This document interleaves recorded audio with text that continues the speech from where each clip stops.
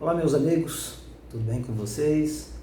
Uma vez mais nos encontramos aqui para falarmos do Evangelho de Jesus, mais especificamente hoje na passagem de Lázaro e a sua ressurreição. Bem sabemos que Jesus, quando passava por Betânia, onde morava Lázaro, em sua casa simples, humilde, ali se hospedava e se sentia como se fosse um membro da família, tamanha era a amizade de Jesus com todos eles, com Lázaro, com Marta, com Maria, com os pais de Lázaro.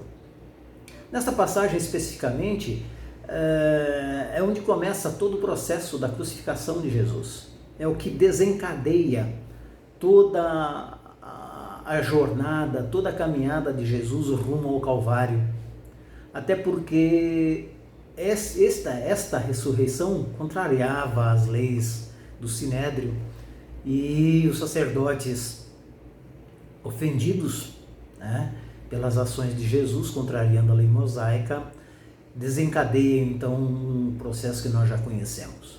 Mas a nossa reflexão de hoje é sobre o momento em si, quando Jesus estava distante de Betânia, pregando o seu evangelho, recebe então das irmãs de Lázaro, através de um mensageiro, de que Jesus voltasse para Betânia para que auxiliasse na recuperação de Lázaro, uma vez que Lázaro estava tão doente e elas temiam que Lázaro desencarnasse, que Lázaro morresse.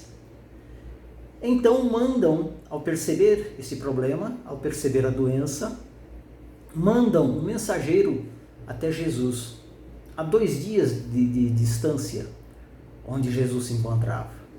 Chegando lá, esse mensageiro diz: Mestre, Marta e Maria clamam pela sua presença, uma vez que Lázaro encontra-se doente às portas da morte. Jesus, imediatamente, ao ouvir o relato daquele mensageiro, diz assim, responde a ele, e para que ele dissesse às irmãs de Lázaro que Lázaro não estava morto, mas que aquele fato só vinha para coroar a misericórdia divina, vinha para coroar, para mostrar aos outros a grandeza do Pai. E que Lázaro não estava morto, que ele voltasse e dissesse às irmãs de Lázaro que ele, Jesus, estaria a caminho.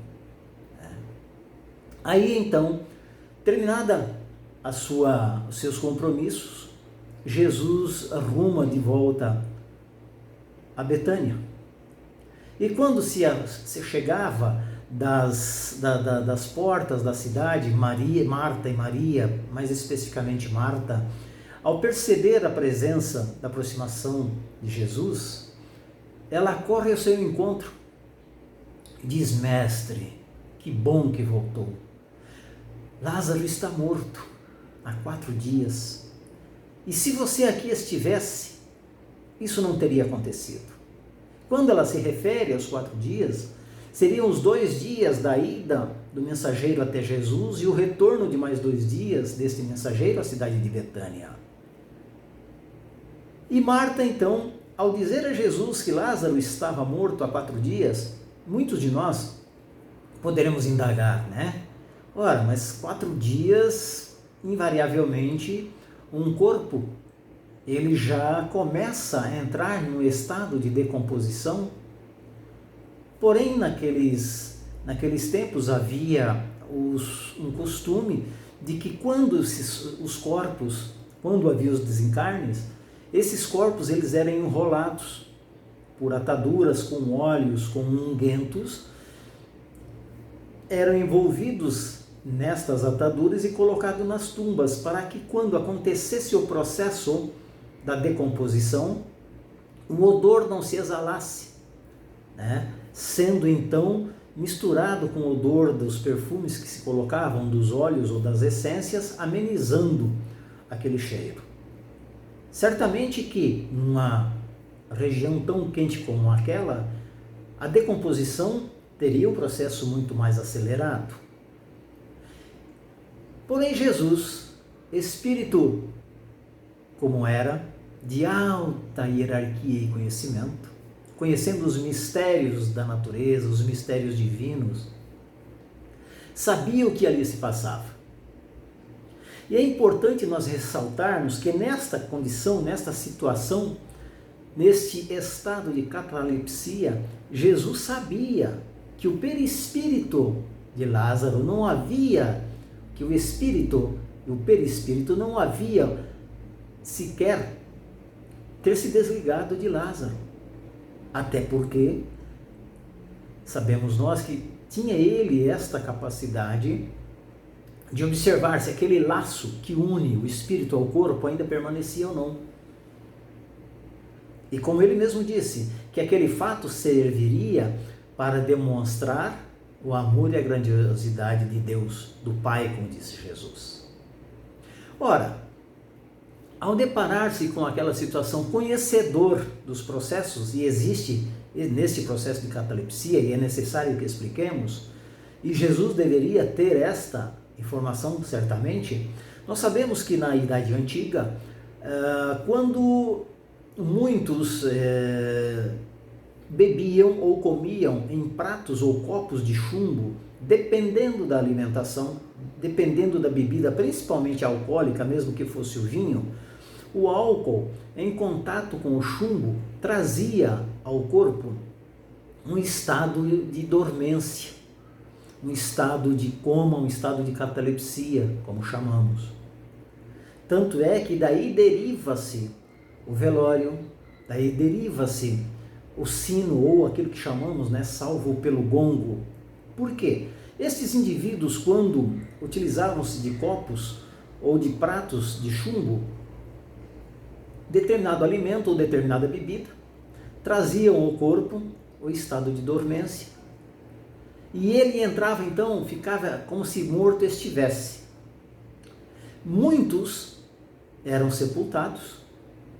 E depois em sonhos os parentes, logicamente que o espírito se comunicava com os parentes dizendo: olha, eu não estou morto, eu estou vivo. E os parentes, através desse sonho, desenterravam os seus mortos, e muitas vezes, se enterrados em caixas ou caixões, o indivíduo estava de bruço, havia se remexido no túmulo. Tanto é que em determinadas regiões do mundo, colocou-se no dedo do defunto ou do morto um barbante, e que esse barbante saía para fora do túmulo da catacumba e ficava amarrado num sino.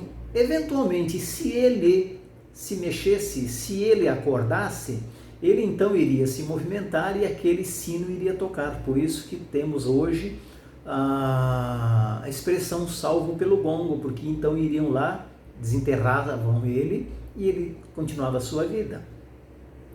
E esses indivíduos em contato com o chumbo, em estado de catalepsia, em estado de dormência ou de coma, oriundos deste processo, muitas vezes ficavam 24, 36 horas mortos. E para se evitar que fossem enterrados vivos, o que se fazia? Quando o indivíduo passava por esse processo, os familiares pegavam, levavam para casa, colocavam em cima da mesa e colocavam nos ombros, na cintura e nos pés, porque onde estavam as mãos na cintura, e nos pés, velas de sebo de carneiro, para que se houvesse movimentação do corpo desse indivíduo, se era percebido, então, automaticamente se constatava que ele estava vivo. Daí derivou-se os velórios. Enquanto isso acontecia, enquanto se esperava que aquele morto voltasse à vida, ou se confirmasse a sua morte de fato, o pessoal bebia a noite inteira. Também a derivação da expressão beber o defunto. Então, dentro desse processo, e Jesus conhecia muito bem a situação e a condição do espírito, sabia da situação de Lázaro, o que havia acontecido com Lázaro, o que tinha de fato se desenvolvido naquele processo. Conhecedor, diz às suas irmãs: Lázaro não está morto, Lázaro apenas dorme. E eu fico imaginando, meus irmãos, dentro da situação que nós estamos enfrentando hoje, se um dos nossos amados, dos nossos parentes, lá no leito do hospital, quando nós recebemos a notícia de que ele se foi, alguém dissesse para a gente, ele não morreu, ele apenas dorme. Que foi o que Jesus disse às irmãs de Lázaro. Qual seria a nossa reação? Tamanha seria essa alegria, como foi das irmãs do amigo de Jesus. Então, não, Senhor, Lázaro está morto. Não, Marta, não, Maria, Lázaro vive. E pede então às irmãs que o levem até o túmulo de Lázaro. Chegando lá, Jesus então solicita a essas irmãs que providencie a remoção da tampa do túmulo. E assim o fazem. E Jesus, ao aproximar-se, chega na porta do túmulo, ajoelha-se e em uma das suas preces, segundo os evangelistas, Lucas principalmente, lá no capítulo 10, diz que Jesus naquele instante ajoelha-se e ora ao Pai com tamanho fervor que ele chega a chorar, a clamar por seu amigo. A clamar por seu amigo. Certamente que Jesus, o divino pedagogo, através daquela sua atitude, através daquela sua ação, quer nos mostrar que através da prece conseguimos sermos atendidos, se fé nós tivermos, se tiver um propósito justo. E com Jesus não era diferente.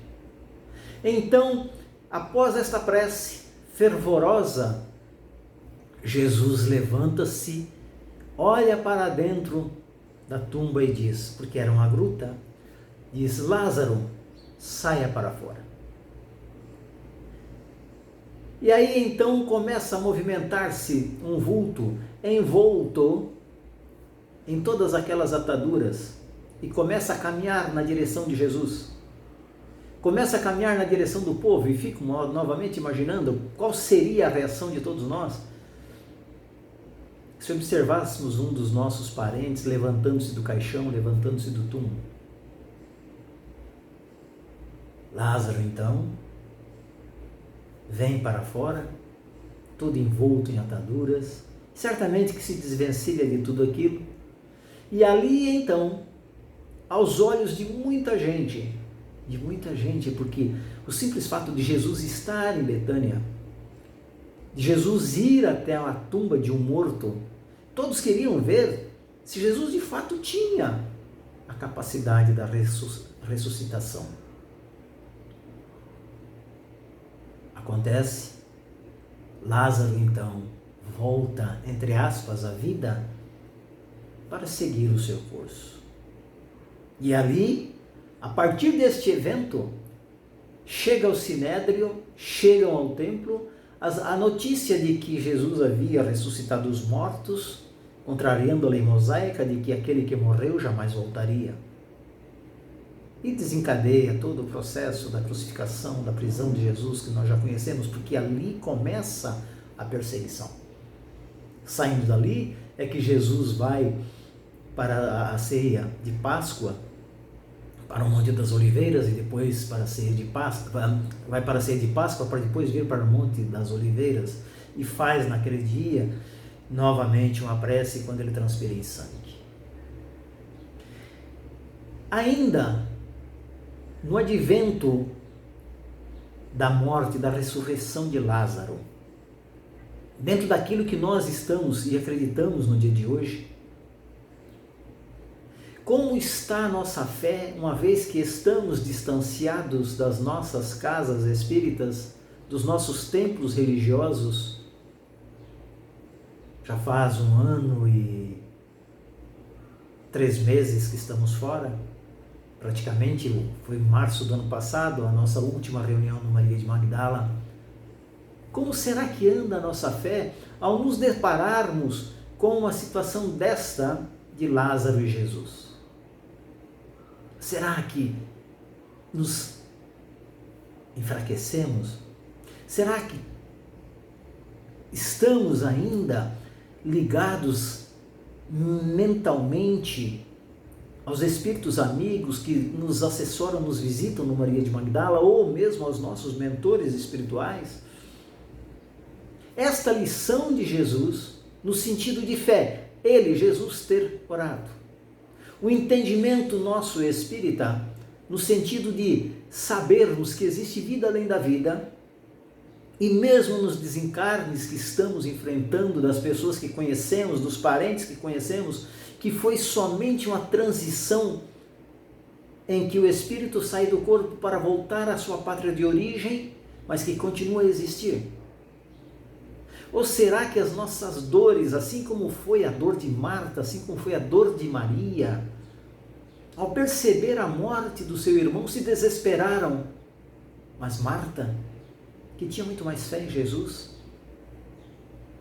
se lembra do divino amigo e manda buscá-lo para que ressuscite o seu irmão.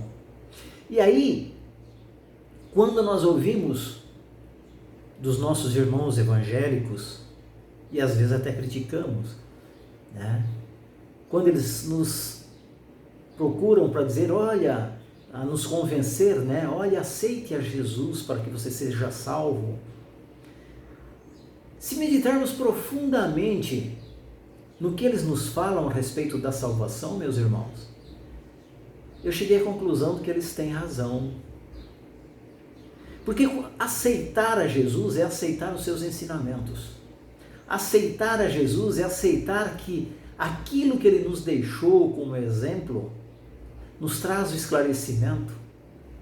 E aquilo que nos traz o esclarecimento leva o espírito à evolução moral, à evolução intelectual, ao entendimento de que somos eternos além da carne. E isto então nos salva no sentido do que? Das aflições vazias, do desespero, do choro, do ranger de dentes. Então, quando esses irmãos nos falam, se aceitarmos a Jesus nós seremos salvos, eles têm razão. Porque neste encontro de Jesus e Lázaro, na fé de Marta, na fé de Maria, na postura de Jesus diante de Deus, qual é a nossa postura diante da dor do momento que passamos? Qual é a nossa fé em Jesus e nos bons espíritos pelas dificuldades que vemos nossos irmãos passar neste momento? Lázaro, após voltar da sepultura, daquela experiência que, se nós tivéssemos condições de investigar o que Lázaro teria passado, o que teria acontecido com o espírito de Lázaro enquanto o corpo estava inerte, qual seria a experiência dele, o que teria Lázaro a nos contar? Da mesma forma, ao retornar, tem Lázaro uma diferenciação no seu modo de vida. Ele começa a se interessar muito mais pelas coisas do espírito do que necessariamente pelos bens materiais, pelas coisas materiais. Apesar de continuar tocando a sua vida, tinha ele uma visão completamente diferenciada agora do mundo, ou do dito mundo. E dentro das experiências que nós estamos vivendo, das dores que estamos vivendo, quais são os ensinamentos que estamos tirando? Qual é a nossa experiência que estamos levando para adiante? A ressurreição de Lázaro, meus irmãos, não é só a volta à vida, ao corpo físico do espírito, retomando o corpo que nunca havia abandonado, apenas adormecido, um corpo que estava com as suas funções limitadas, por assim dizer. Qual é o ensinamento que nós tiramos da reflexão da dor? Quando Jesus traz Lázaro de volta, ele diz para a gente: eu sou o caminho, eu sou a verdade e eu sou a vida. Então, nesse distanciamento que estamos tendo das nossas casas espíritas, tenhamos nós a certeza de que não estamos sós, não estamos abandonados, que a espiritualidade continua trabalhando, continua fazendo a sua parte. Então é necessário que nós tenhamos esta convenção de sentimentos e pensamentos na transmissão das energias positivas em prol de nós mesmos e da nossa dor, reforçando a nossa fé e principalmente em prol daqueles que sofrem. Os que sofriam pela morte de Lázaro encontraram em Jesus a resposta. Que nós em nossas dores possamos, meus irmãos, encontrar em Jesus o amparo, a força, a fé e a esperança para seguirmos adiante. Que Jesus possa nos abençoar e nos amparar hoje e sempre. E que assim seja. Vamos em frente, meus irmãos. Muita paz a todos.